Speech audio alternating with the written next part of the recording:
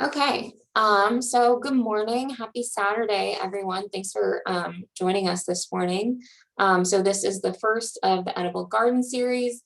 This is garden planning and starting from seed. So Edible Gardens is put on by the Pierce County Environmental Education Department and Harvest Pierce County, which is the urban agricultural program of the Pierce Conservation District. So at Harvest, we work to reconnect communities to each other and to their environment by cultivating community-based food systems.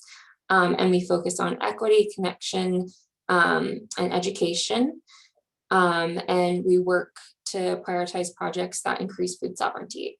And so my name is Kaylesia Bean. I'm going to be instructing today. I'm a program coordinator with Harvest. And then Sairi here is going to be monitoring the chat. So if you have any questions, just be sure and put them in the chat. We are going to have time at the end. But if there's something that we need clarification on, just put it on the chat, and then Sairi can be sure and stop me up if we need to. So yeah, again, welcome. Some more housekeeping. We're going to be recording, and we will send this recording out to you after the presentation, along with any of the resources we mentioned here. And then we're also going to be sending a post-survey or post-class survey. And so we'd really appreciate your feedback. If you all would give it to us, you should see that link in the email. So let's get started with a quick land acknowledgement. So we just want to take a minute and pause and give attention to the land that we're all on. So during this time, you can take a moment to read the land acknowledgement, or you can choose to take a moment of silence and just reflect upon some of the history of the land on which you're on. If you don't know the history, we really encourage you to explore it further and learn the importance of land acknowledgements. So our class is about gardening and growing food, which means our land is life-giving, and we hope that today's class can help you appreciate the land and soil that you're privileged to steward and receive food from. So I'm going to pause here for a quick moment of silence, or for you to be able to read this land acknowledgement.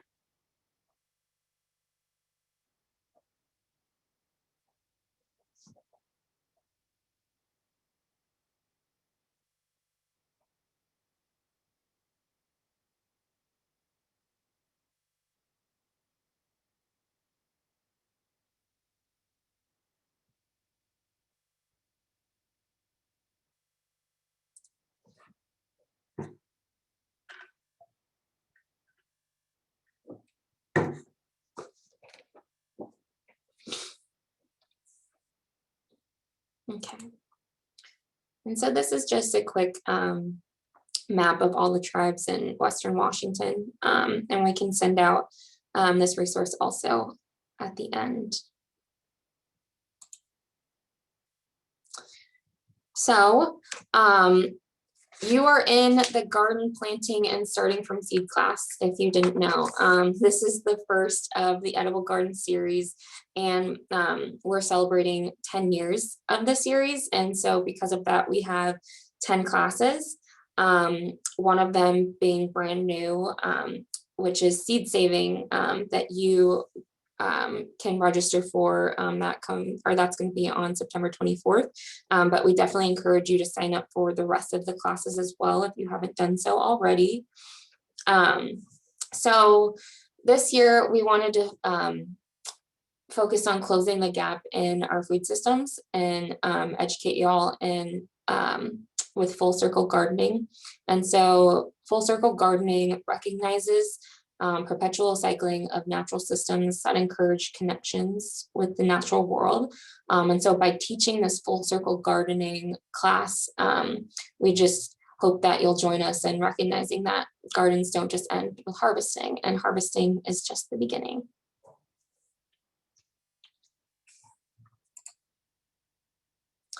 So our learning objective today is going to be understanding how to develop and implement a garden plan. And so it's including growing your own transplants. And so this is a general gardening basics series, and we'll be talking about specifically the Pacific Northwest maritime climate, and most of the examples that we'll be giving here today. And this climate is temperate, moist, and mild, and it's a short to medium growing season. So we'll get into that a little bit more about that later. So yeah, we're just going to give you an overview of some of the things to consider when you're planning your garden, and then how to maintain your starts and the inputs that go into that. So let's start with, why do we start from seed? This is a very short list of reasons. There are a lot of different reasons why you would choose to start from seed. I'm just going to go over a few different reasons why it's beneficial to. So it's very affordable. As you guys have all probably been to the grocery store and noticed how a lot of produce and groceries are, prices are very inflated right now. And so if you are starting your garden from seeds are very affordable versus buying produce every week. And this is also a more affordable option than if you were going to buy your transplants or plant starts from a nursery.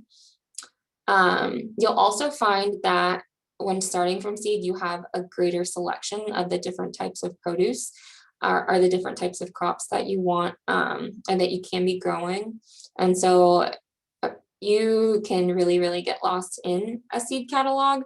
And there's a lot of different varieties, and it's really great to experiment and just try different types of varieties that you've never experienced. Like there's all kinds of different colors of the rainbow of broccoli and chard and cabbage, and it's just really fun if you want to incorporate some of those different varieties into your diet. You can get a jump start on and increase your yield and maximize your space. So if you're starting your seeds indoors, you can have your starts indoors, and then you can be moving starts into your garden. And when you harvest, you can be moving your indoor seedlings into your space. And so it'll just really maximize your yield and the space that you have. And it's environmentally beneficial. So you have complete say over the inputs that you're putting into your seed starts and your garden. And so you'll also be creating a viable ecosystem and providing jobs for pollinators.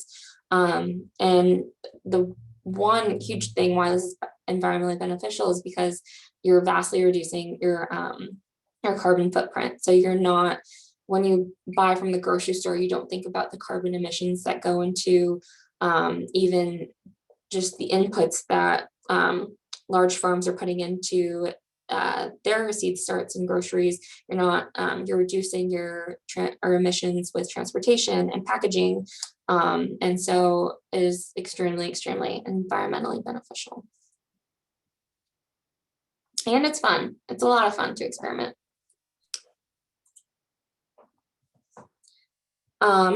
So before we can get into some of the garden planning, let's talk about what you want to plant and how you decide that.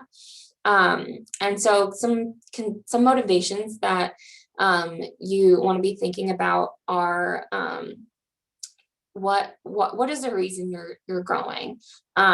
What types of vegetables do you like to eat? Like, are you growing specifically for nutrition needs? Are you growing for health needs? Are you growing to increase the different varieties of vegetables or different crops that you have in your diet? What do you want to try something new? So your motivations are going to heavily influence what you decide to end up planting. And in deciding what to plant, your considerations are also going to be very, very helpful. So before you start your plan, you want to be considering what grows well here, and you're going to want to know your zone and your length of growing season. And so You're probably in Pierce County, maybe some of you are outside, but our zone is 8B, and we typically have 180 to 200 frost-free dates. And so I'll talk a little bit about that on the next slide. But this is going to be really, this is going to help you to know what kind of crops you can be growing and when. So it's going to be really helpful in knowing if a crop is going to work with your climate, because you want to consider long season versus short season crops and hot versus cold crops. And so the timing here is going to be very dependent on your specific growing season. And then something else to consider is, what do you personally like to eat and who are you growing for? So if you are growing for yourself, you're more than likely, I mean, unless you plan it out to a T, then you're going to be having more than you can consume as an individual. And so you might want to be thinking about who are you going to be sharing your food with. Is it your family? Do you want to be sharing with your community? Are you going to be donating to food banks? And so you want to be thinking about who are the people that are going to be consuming this food, and what do they prefer to eat, because we want to prevent food waste at all costs. And so you want to be sure you're not just growing like okra for the heck of it, and you don't know if if you donate that, if people at the food bank are going to be actually consuming it. So that's one thing to really, really heavily consider when you are doing your garden planning. Another thing that you really want to consider is how much space do you have, because that's going to influence how much you can actually produce.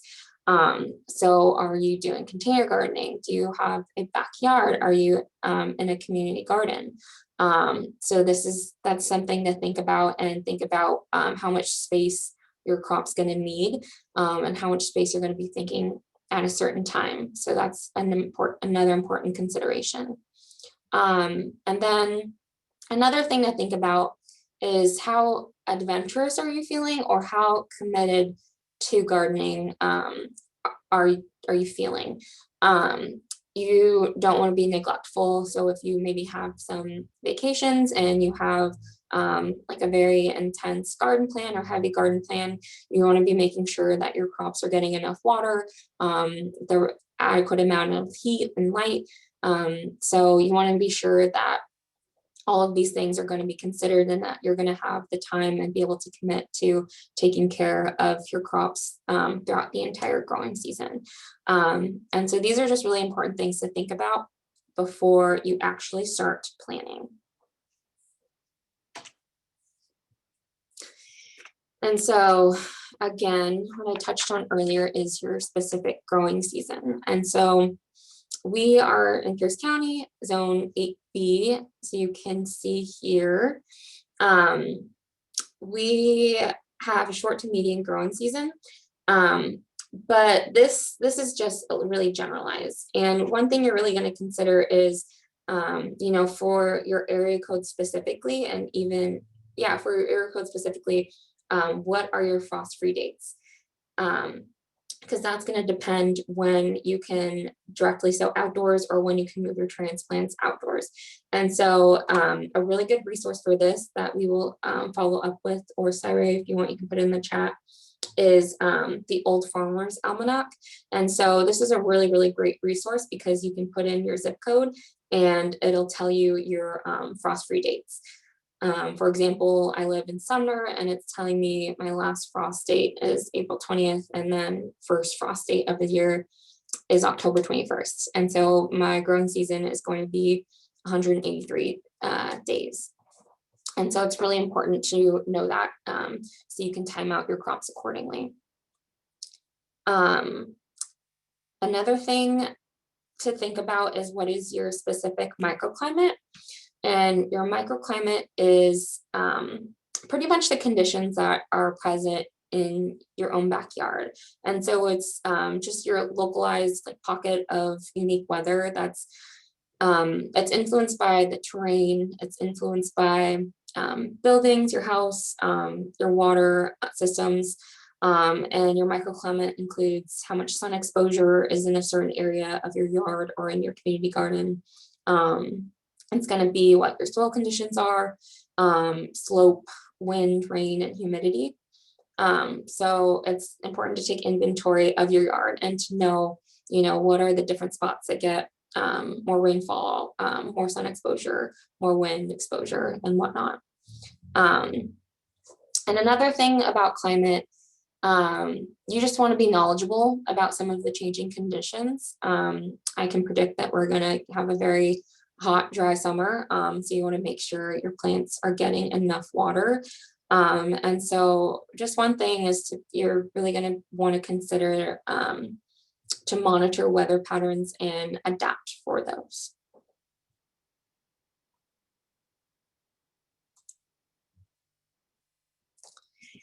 Okay, so let's get into how you're going to do some of your garden planting. So succession planting is one method, and so that is the method of staggering propagation of your crops, and so this will produce a continual supply and extend your harvest season, and it's how you prevent feast and famine in your garden. And so it's really useful if you want to have fresh produce all season long, and especially if you don't have the time or the space for processing and storing a large single harvest. And it's a way to just maximize the space that you have. And so it's really good options for succession planting or staggered plantings are herbs, salads and greens, and then root veggies. And so there's a couple different ways that you can do this. And so you can choose to have in a specific space the same crop. And so you're just basically going to be planting your crop, and then once you harvest that, you're going to be planting your seedlings into that same space. And if you're going to be doing that, then I would also encourage you to maybe experiment with different varieties of the same crop, because that's going to help you reduce soil nutrient depletion, and it can help you prevent disease. And another way that you can succession plant if you have limited space is you can, in your same space, you can be working with different crops. And so you can, for example, you can start with a cool season, fast maturing crop, like salad or beets or broccoli. And then you can, once you go to harvest, you can replace with warm season transplants like tomatoes or eggplants. And so this example here is just a succession plan for lettuce, cilantro, and spinach, which are all really good options for succession planting. And so they typically take 45 to 55 days to fully mature from seed to harvest. And so this is a plan that you can make for succession planting with lettuce, same for cilantro. And then spinach takes a little bit longer than these two. And so here's, a very simplified plan for succession planting. Okay. So basic garden planning. This is just the method of kind of keeping track of your garden plan. And there's a lot of different ways you can do this.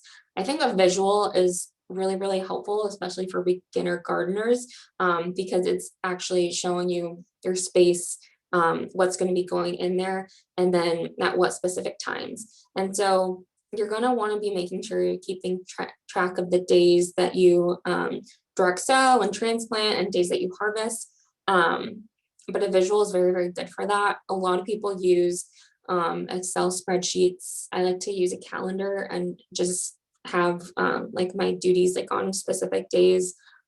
You can journal it. I wouldn't suggest winging it, especially if you're new, but if you feel like you're very intuitive and you just want to wing it, then go for it. But yeah, I think just make sure you're keeping track of your plan. And one way to think about this is how much of a single crop do you want to harvest on a monthly basis? And so that's how much seed you're going to want to be sowing, is so you can have a continual supply of that crop and how much you want at any given harvest. A lot of people like to make 3 different plans for each season, spring, fall, or spring, summer, and then fall and winter. And again, I would suggest making a visual for those 3 different plans, but it's whatever works for you. It's whatever you can honestly keep track of, and what you think will be most helpful. So demystifying a seed packet. So you're thinking about your garden plan, you know what you want to grow, and your seed packets are going to be so helpful to you in knowing how to grow these specific varieties of plants that you have. And so this example here is cucumber, and it's the Burpee Pickler variety. And so I will go through some of the terms that you'd likely see on your seed packet. So tolerant of cucumber mosaic, and so that's pretty self-explanatory. Cucumber mosaic is a disease that cucumbers are susceptible to, and this specific variety means that it's resistant to that disease. After danger of frost, so it tells you when to plant. So it says that you can sow in the average well-drained soil in the full sun after the danger of frost. And so normally it'll tell you how many weeks before your frost-free date that you should sow indoors. But this is helpful if you're thinking about planting outdoors. So you want to make sure if you are direct sowing this into your garden outdoors that you're waiting until the danger of frost is no longer present. So after your first frost-free date. And here's your spacing requirements. And so for cucumbers, they're going to need a little bit more space. And so you're going to sow 4 to 6 seeds 3 inches apart. And then the days till full maturity. And so this is from when you sow your seed to when you harvest. That's how long it's going to need to be to grow to full maturity. And so this is going to be helpful in telling you if a specific crop will work within your climate and in your growing season. And then where the seeds come from also tells you if it'll work in your climate. And so there are some seed companies that are local to us and are acclimated to our climate. And those include Uprising, Ed Hume, and Osborne's a really good one. Territorial as well. And so most of the time, since we have a short to medium season, you're going to want to especially think about local seeds if you're growing long hot crops like squash and tomatoes and eggplants and peppers. And then this tells you what year that they were packed, which will inform you on your germination rate. And so seeds are typically viable for like 2 to 3 years, and they kind of go downhill after that, after they're packaged. And so a good test to this can be, if you're not really sure, you can test the germination rate with the paper towel test. And so what you do is you grab a damp paper towel, you put 10 seeds in the paper towel, you store it in a Ziploc bag, and you don't close it all the way. And then you store it in a warm place. And after 7 days, check how many of them start to germinate. So if you have 10 seeds and only 5 of them germinated, then that means that you have a 50% germination rate. And so that's going to tell you for the rest of your seed packet how viable and what kind of germination rate you're working with. And so here in your handouts, you might have gotten this, and if you didn't, we can be sure to send that out after. So this is just a quick little template that you can use for practice. So I'll go through this. It kind of talks about some of the terms that we went over just now. So the vegetable is cucumber, and it's a Russian pickling cucumber. It's from Territorial Seeds. And so on the packet, it says you want to, so 2 to 4 weeks before your first frost-free date. And it takes 55 days, about 50 to 55 days to maturity. So then your expected frost-free date is here, April 19th, which is my birthday, actually. And so if you go back 1, 2, 3, 4 weeks, you can start sowing it indoors. And so that's going to be on March 22nd. And then after those 4 weeks, it's a little seedling and it's ready to be hardened off after the frost-free date. And then a week later on the 26th, you can plant it outdoors. And so if you have seed packets, this is a really good way to practice and to figure out the days that you want to be sowing indoors and hardening off and transplanting, or just plain planting outdoors.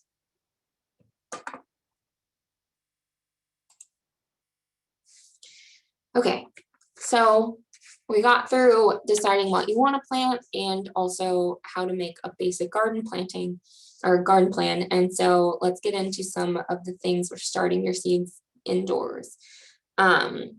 So let's get into it. Just a quick little biology lesson. So here is an illustration of early plant stages. And so your seed pretty much comes like a backpack with everything that it's going to need for germination. And so that actually is called the cotyledon. And so the cotyledon is part of the embryo within the seed. And so when the seed starts to germinate, the cotyledon is often the first leaves that you'll be seeing. So you can see here, this is part of the cotyledon. This is also part of the cotyledon. And these two are also part of the cotyledon. And so then the leaves beyond it are the true leaves. And so you won't know if your seedling is ready to be transplanted until there's at least 3 to 4 true leaves on there. So just be mindful of that when we get into the transplanting bits here.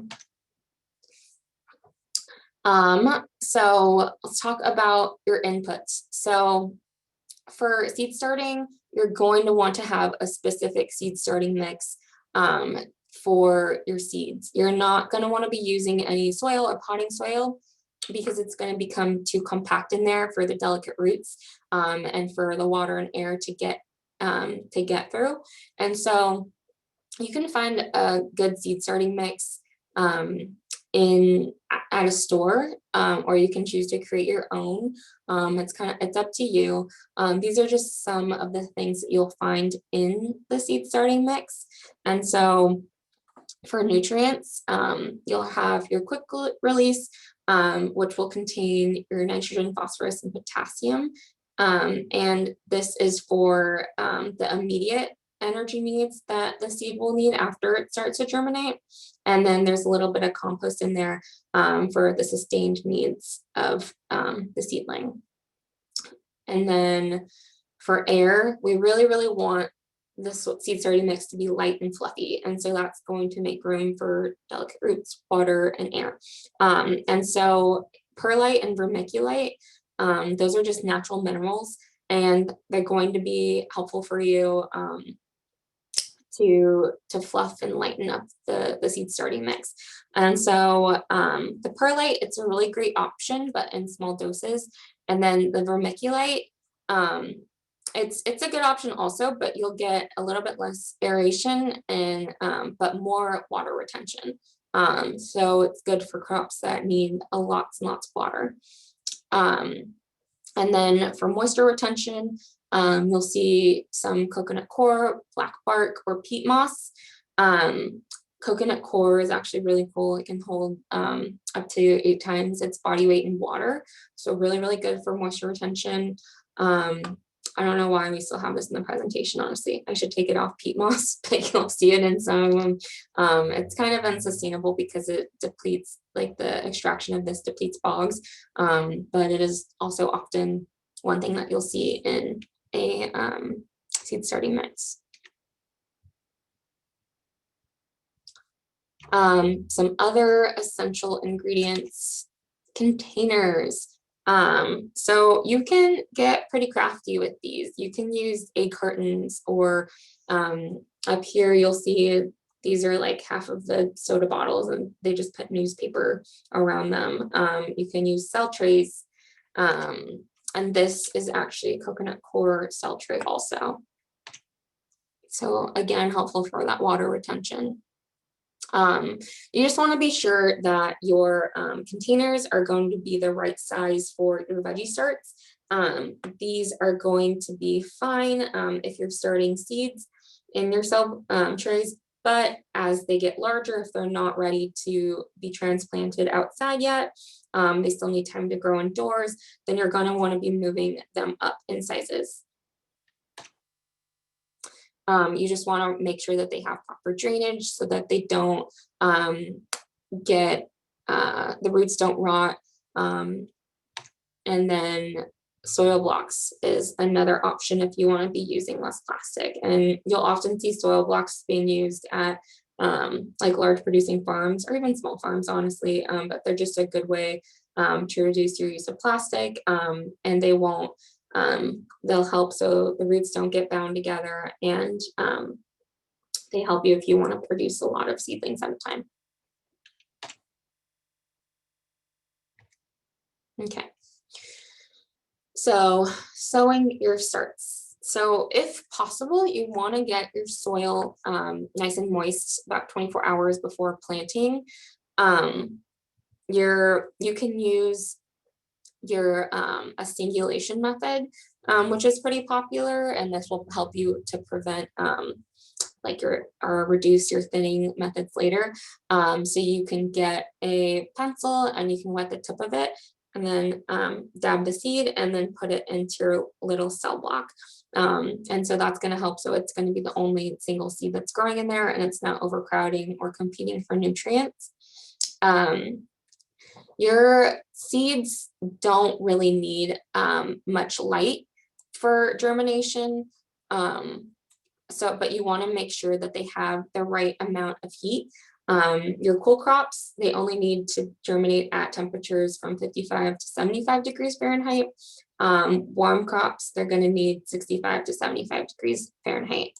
And so if you're growing them indoors, you might want to consider putting them on top of a fridge, which actually can get about 70 degrees Fahrenheit, and then, or you can use a heating mat, or maybe make them close to a furnace. But you want to check daily that they are still retaining moisture and they're moist to touch.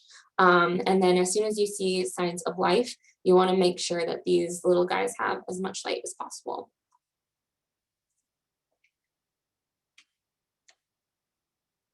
Okay, so after your seeds become little seedlings, they'll require a little bit more attention. And so in order to make it to the transplant stage, so here's some of the inputs that they'll need. So light, your plants are going to need at least 12 hours of daylight. So if you're planting before the spring equinox, you're probably going to want to consider supplemental lighting, including, so here's an example of just some shop lights that are used for supplemental lighting. And you want to just make sure that those are hanging 2 to 3 inches above your plant, and as they grow you want to make sure you're moving the light with it, so you want to make sure you have space for that indoors. LED lights are really good too, and they're becoming increasingly inexpensive, and they're really energy efficient.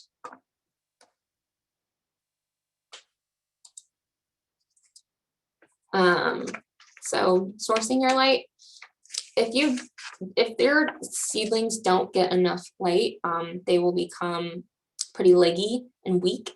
So basically they're stretching out and trying to like source the sunlight. And they're just not going to be very strong for transplanting. And so these are some options for cheap and easy lighting. Southern facing windows, so the sun moves east to west in the sky, sort of towards the southern direction. And so southern facing light it's not ideal, like I said, especially before the spring equinox, but it is an option. Fluorescent shop lights are going to be a really, really good option. And also if you have a little low tunnel or greenhouse sharing space, that's going to be really great for trapping heat also, and for trapping light. So it acts like a little crock pot for your plants.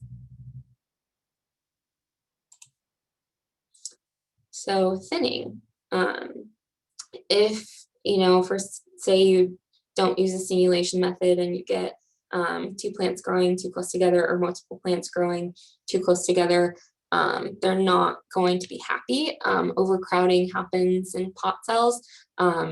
It can happen in the field also, and it's not good for plant growth because they're competing for resources. So if you are seeding carefully, then you can avoid thinning altogether. So not all plants handle thinning the same way. Like this picture shows here, the best method for it is just to cut and thin at the base. You don't want to be pulling out little seedlings, because that can damage some of the roots of the seedlings that you want to keep in the ground. And then you are also going to want to be mindful of certain crops that have really like intertwining roots. So for example, beans, melons, squash, cucumbers, those are going to want to be thinned out ASAP so that underground they're not intertwining with other plants.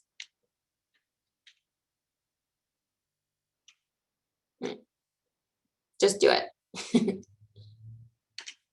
Okay.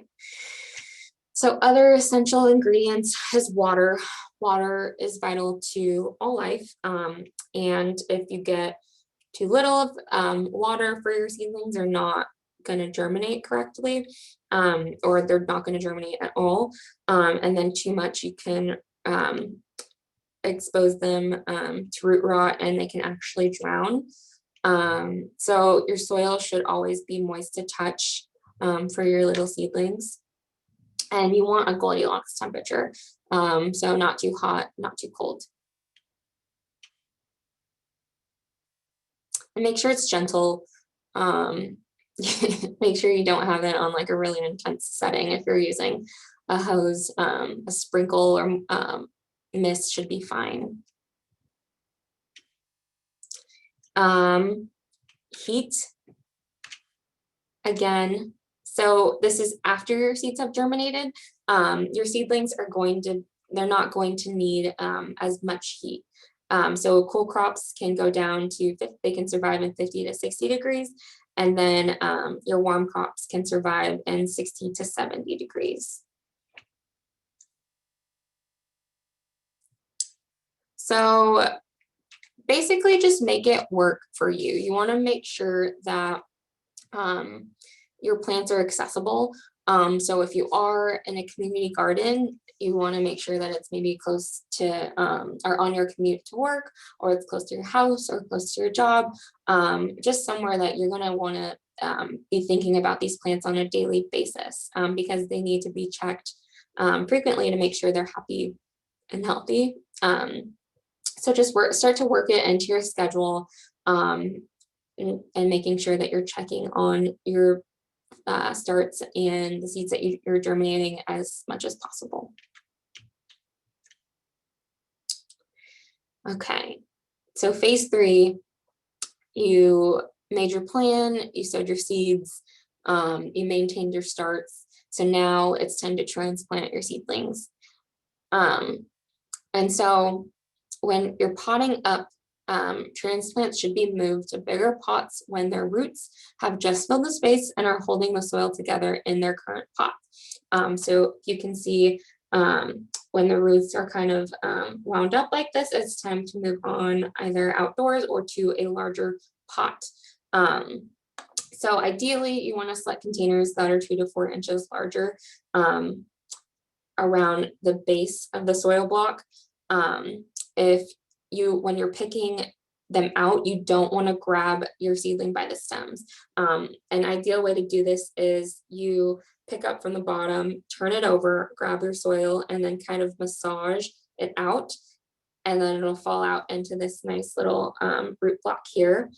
And then when you're moving it into either a larger pot or outside, you want to gently massage the roots to get them all straightened out before you transplant.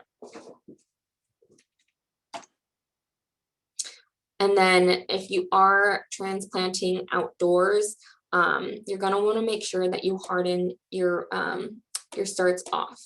And so they can come into shock because they're used to your starts are used to a controlled climate, right? So there's new weather, there's new elements, wind and rain, there's new creatures out there, there's a lot of different things that can shock your plant. And so we want to make sure we're giving them enough time to get acclimated to the outdoor space. And so here's a good method for hardening off some plants. So days 1 through 5, you're going to take your seedlings or your transplants and you're going to set them outside in mild conditions during daylight hours. Day 6, you can leave it outside still in its pot. And then day 7, you're going to want to transplant in the evening. And so again, you don't want to transplant until after your frost-free dates has passed. And tender plants may require more of a hardening off, like a longer time of hardening off. And so that's usually like the longer season hot crops like tomatoes, peppers, and eggplants.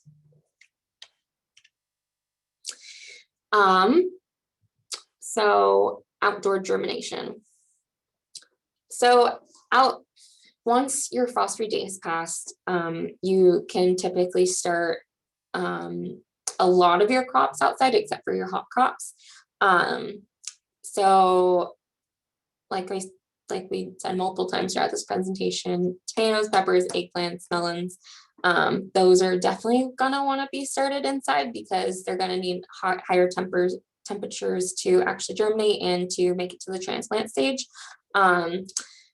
All root crops should be started outdoors, but most other veggies are going to be good to start outdoors.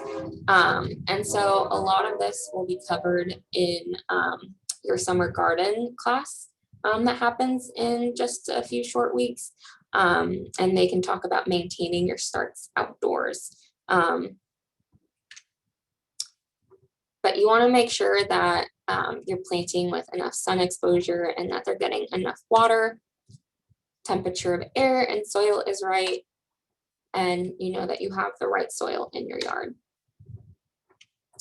So you're going to want to prep the soil, water, and then you can sow your seeds outdoors. So some tips for sharing your crop if you're growing and you're going to be donating. We encourage you to look for multiple donation options. Sometimes really popular food banks and community centers can get overwhelmed with the amount of donations, and the food actually just ends up getting wasted, and it's really sad.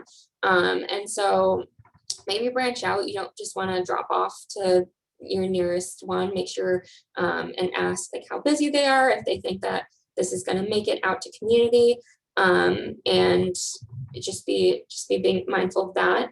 Know what's in demand and how much. Like I said, when you're choosing what you're growing, you're not going to want to grow just something that no one really eats. Never mind, I was just gonna diss radishes a little bit, but those actually haven't been, a lot of people don't take those at the food bank, but they do take a lot of like your greens and your tomatoes and your beans, and a lot of fresh foods are really good if you're gonna be donating, because those get taken up pretty quickly. And then when you are donating, keep it clean and make sure it's stored properly. So just have a method for washing off your produce. Don't just hand it to them in this dirty container here, because they more than likely won't take it. And then just to touch on some seed saving. So why you should, and we have a whole class on this coming in September. We actually do have our seed swap event coming up next Saturday, and we'll have some seed saving demos and whatnot. And we can pass that information along also in the follow-up email. But just really quickly, why you should save some seeds is if you like that specific type of variety, and you want to keep growing it. If you grow enough to save some of that seed, you're not going to have to keep buying it year after year, right? So it's pretty efficient use of your crop. If you are going to be saving seed, you want to make sure that your crop is open pollinated or heirloom, and it's not hybrid. So hybrid are crossbreeds of plants, and they're not going to be stable enough to save your seed. And then if you are saving seed, you want to make sure that you're labeling it with your name, the crop type, the variety type, date, and store it in a cool place, a cool, dry place. You don't want too much humidity either. And so this little link at the end here is a really good option for seed saving for beginners. And I think that is it for our presentation here. Sorry, did I miss anything?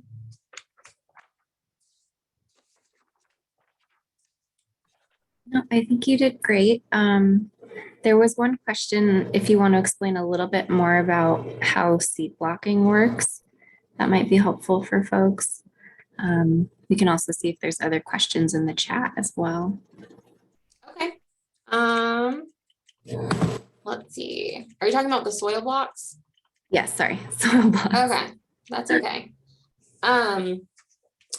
Yeah, so there's soil blocks. Basically, you have to get these certain contraptions for helping create soil blocks. I don't know how expensive they are. I know they use them at a lot of farms, but I've never personally bought any equipment for myself.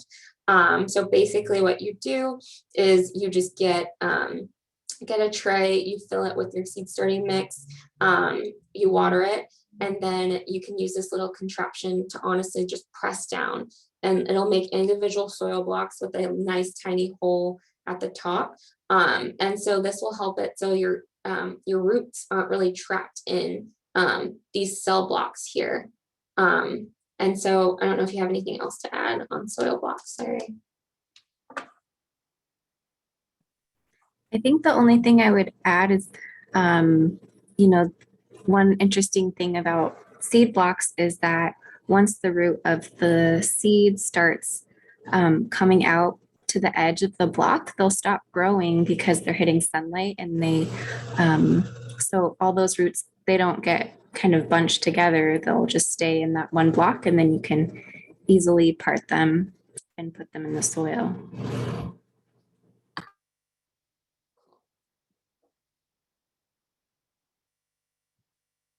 Okay.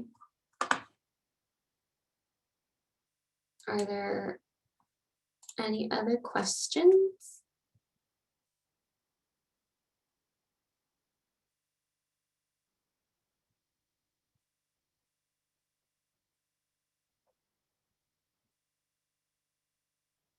There's some questions about how to keep your soil blocks from crumbling, and if there's other materials that are recommended besides newspaper as a growing material. Yeah, let's see. I was actually just working with soil blocks yesterday, but it's kind of an art and a science, right? So you want to make sure that they are moist enough, but they're not too not too runny or mucky, because I find that they'll fall apart that way if they are too mucky.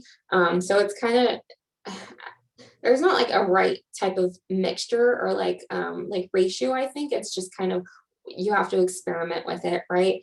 And so if you do use the soil block, I find that you want to just make sure and you make sure that it's pressed down enough and that you have enough soil that's going to compact and it's going to fill up all of the cells of the soil block device. And then you just want to kind of cinch it up and then turn it and lift it. I don't know if that answers your question. It's kind of more of like a demonstration thing than something that I can really explain how to do, because it is just trial and error with a soil block device. Yeah, I think that's great. It is hard something. It is difficult to explain. We are getting some questions about like how do you know, especially for plants that have really small seeds, how do you know how many to plant together if you're planting indoors? Is there a method to planting those smaller seeds so that you don't have to thin as much? How much to plant together? I'm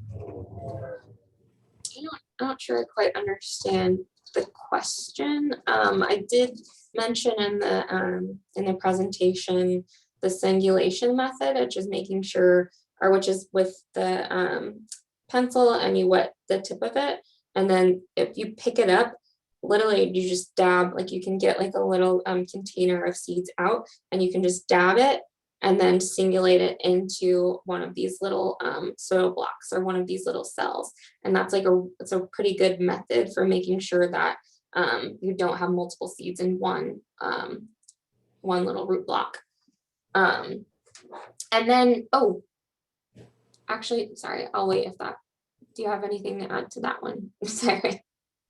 No, I think that's good. I always try to look at the seed packets to see how many as far as spacing, but I think the germination technique you talked about of, putting 10 seeds in a bag and seeing how many germinate, that will also help you determine maybe if it's a 50% germination rate, putting a couple seeds in one kind of container to start with, have better odds for them growing.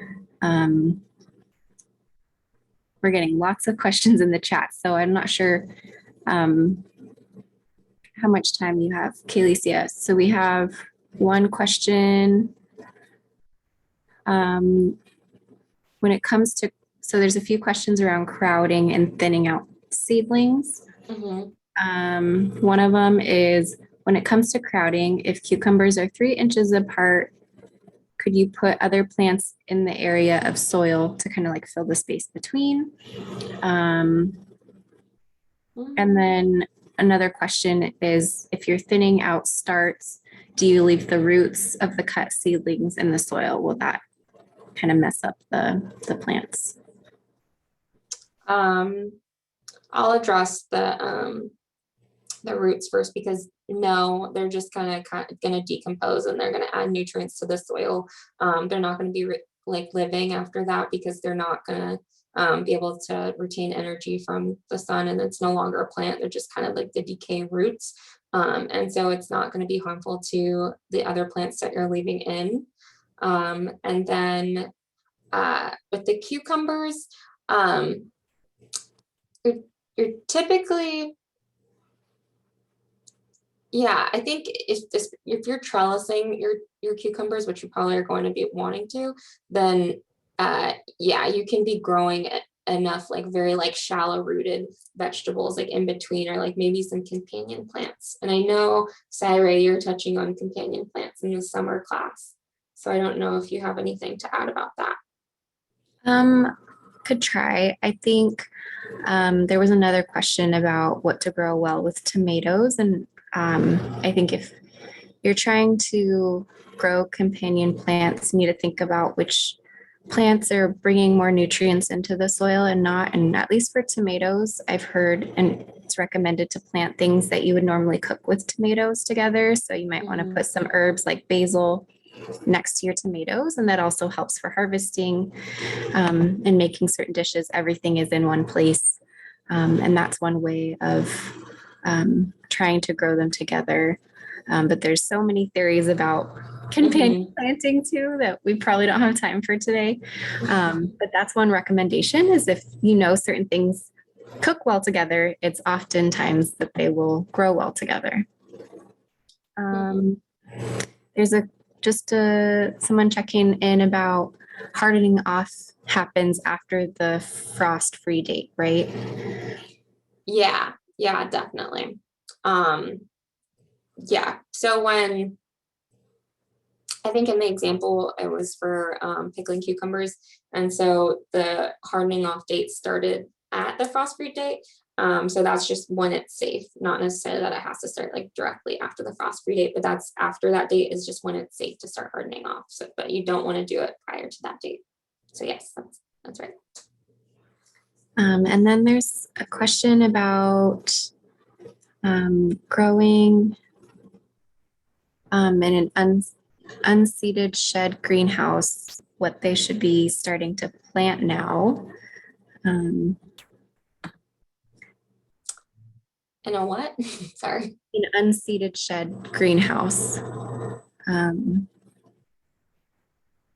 So I think maybe to answer, I think it depends what you want to grow and seeing how long it takes for them to grow. But I think, like Khaleesi was saying, a lot of the kind of plants that need warmer temperatures, like tomatoes, eggplants, peppers, those need to be started earlier and probably could be started now versus a lot of the leafy greens. I mean, you can plant any of them sooner, but I think it depends on what you want to grow and eat yourself. And then there's a question about complementary veggies to help with insects. And we got a great recommendation about some flowering and herbaceous plants like marigolds, borage, calendula that can deter insects from your tomatoes. And there will be a class in our series talking about insects as well. And there are beneficial insects and ones that would eat up your veggies. So it's good to also think about what plants can bring in some of those predator insects that may eat. It will track them to eat the other insects you might not want eating your veggies too. So you can stay tuned for that class with one of our friends at the Pierce County environmental education team that will be instructing that class in a few weeks.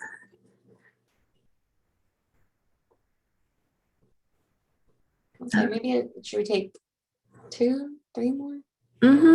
Yeah, there's one more question. If radishes can be planted in an unseeded greenhouse too. I think so. I think radishes can be planted indoors or in a greenhouse. Yeah. I don't know if there's any last burning questions.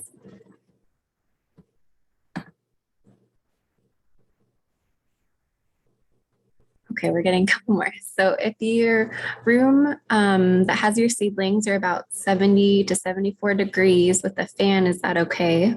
Also, can you start tomatoes in a large number 10 can?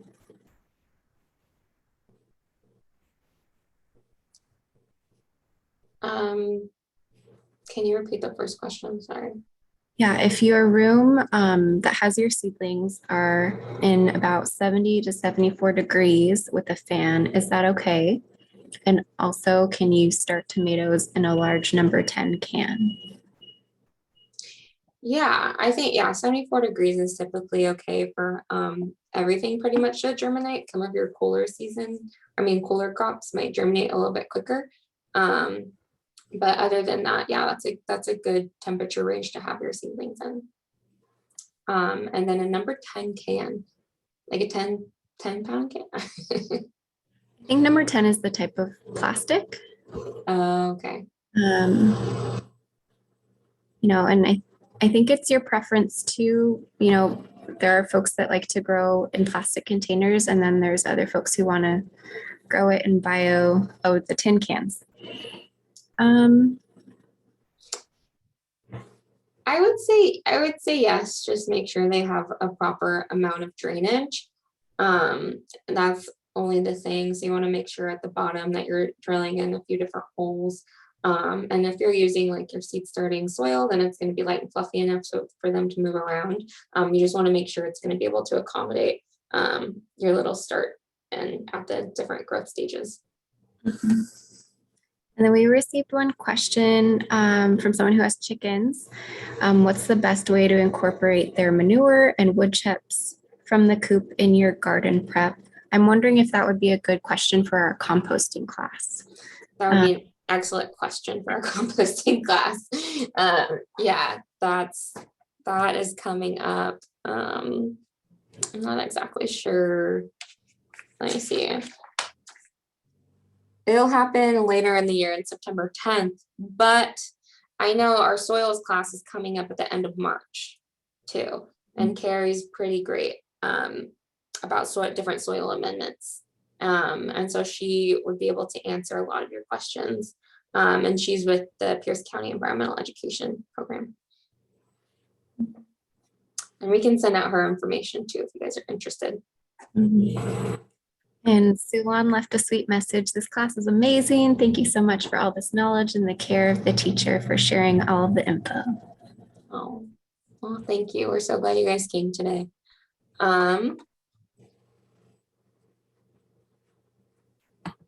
Great. Well, I think we might be running out of time. Should I stop the recording? Yeah, yeah, we should stop the recording. But yeah, the only thing I have left to add is again that thank you guys so much for coming and for your questions. And if there are ones that we couldn't answer or you didn't get really clear on, just let us know. My information is here and we can get you to the right folks, or I can try and give you an individual answer. This class is recorded and it's going to be up on our website, but also sent out to you guys. And then we are going to be sending out the resources mentioned and also post-class survey. So please, if you like this class, go and fill it out. Even if you didn't, maybe you have some feedback so we can make it better next time. And also we hope to see you at our seed swap and seed library launch event next Saturday. And so we'll send out that information too. Okay, I think we can stop recording now.